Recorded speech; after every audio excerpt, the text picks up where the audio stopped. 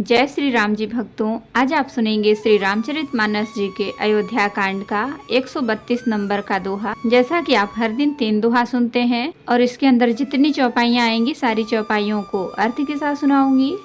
तो शुरू करते हैं, आप ध्यान से सुनिए।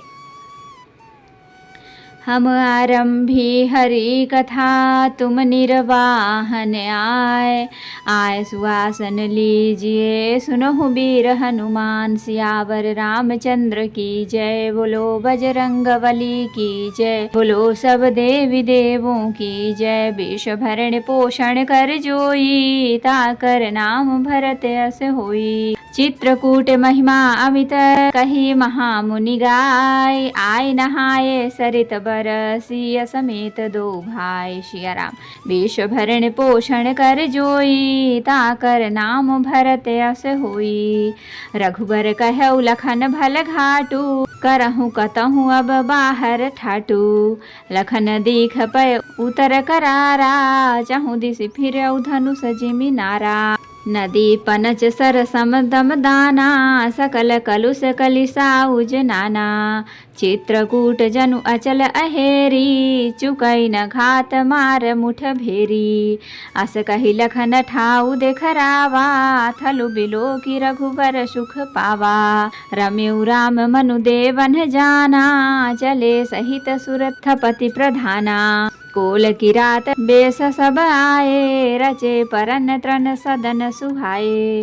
बरनि न जाई मंजु दुई साला एक ललित लघु एक विशाला। विष भरण पोषण कर जोई ताकर नाम भरत अस होई। लखन जानकी सहित प्रभु राजत रुचिर निकेत। सोह मदनु मुनि बेस जनु रति ऋतुराज समेत। सिया राम। विष भरण पोषण कर जोई ताकर नाम भरत अस होई। अमर नाग किन्नर दिसि पाला चित्रकूट आए तेहि काला। राम प्रणाम कीन्ह सब काहू मुदित देव लहि लोचन लाहू। बरसी सुमन कह देव समाजू नाथ सनाथ भये हम आजू।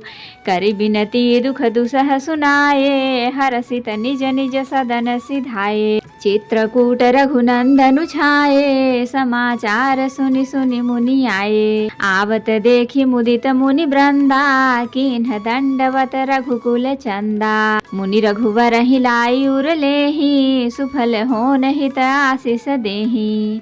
सिय सौमित्र राम छवि देखहि साधन सकल सफल करि लेखहि। जथा जोग सन्मानि प्रभु विदा किए मुनि वृंद। करहि जोग जप जाग तप निज आश्रम ही सुछंद। सिया राम। विष भरण पोषण कर जोई ताकर नाम भरत अस होई। यह सुधि कोल की रातन पाई हर से जनु नवनिधि घर आई। कंद मूल फल भरी भरी दोना चले रंक जनु लूटन सोना। तिन्ह कह जिन्ह देखे दो भ्राता अपर तिन्ह ही पूछहि मगु जाता। कहत सुनत रघुबीर निकाई आई सबन ही देखे रघुराई।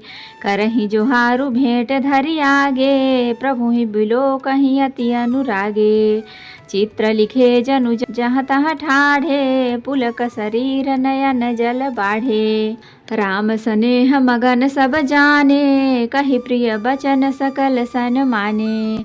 प्रभु ही जोहारी बहोरी बहोरी बचन विनीत कहि कर जोरी। विष भरण पोषण कर जोई ताकर नाम भरत अस होई। अब हम नाथ सनाथ सब भय देखि प्रभु पाय। भाग हमारे आगमनु राउर कौशल राय। सिया राम। विष भरण पोषण कर जोई ताकर नाम भरत अस होई। तो भक्तों, अब हम इतने का अर्थ सुनाएंगे।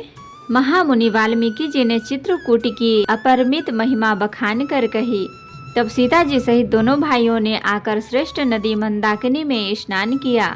श्री रामचंद्र जी ने कहा, लक्ष्मण, बड़ा अच्छा घाट है, अब यहीं कहीं ठहरने की व्यवस्था करो।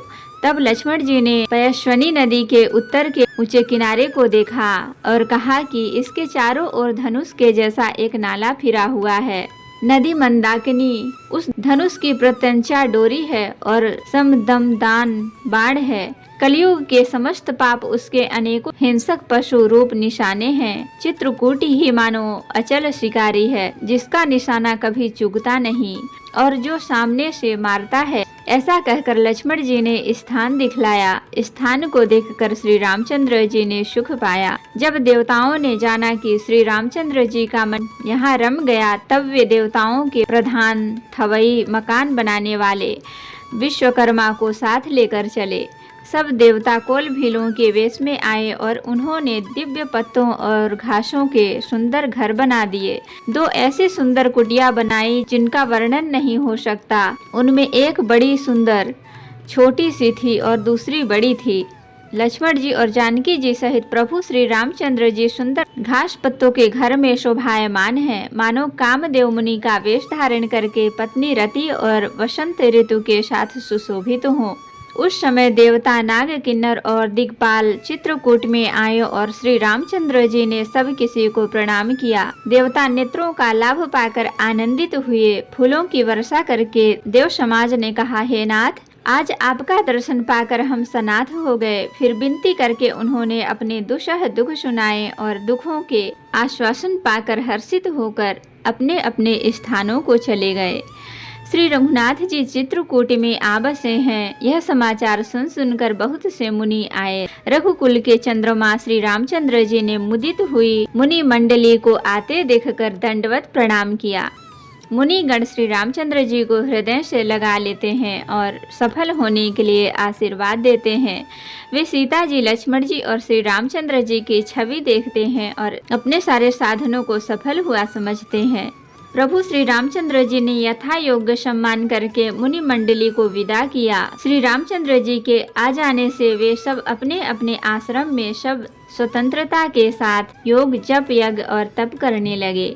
यह श्री रामचंद्र जी के आगमन का समाचार जब कोल भीलों ने पाया तो वे ऐसे हर्षित हुए मानो नवों निधियां उनके घर पर ही आ गई हों। वे दोनों में कंद मूल फल भर भर कर चले, मानो दरिद्र सोना लूटने चले हों।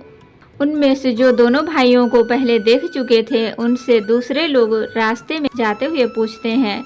इस प्रकार श्री रामचंद्र जी की सुंदरता कहते सुनते सबने आकर श्री रघुनाथ जी के दर्शन किए।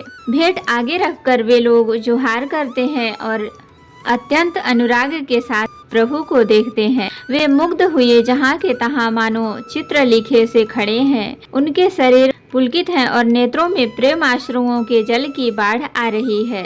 श्री राम जी ने उन सबको प्रेम में मग्न जाना और प्रिय वचन कहकर सबका सम्मान किया। वे बार बार प्रभु श्री रामचंद्र जी को जोहार करते हुए हाथ जोड़कर विनीत वचन कहते हैं।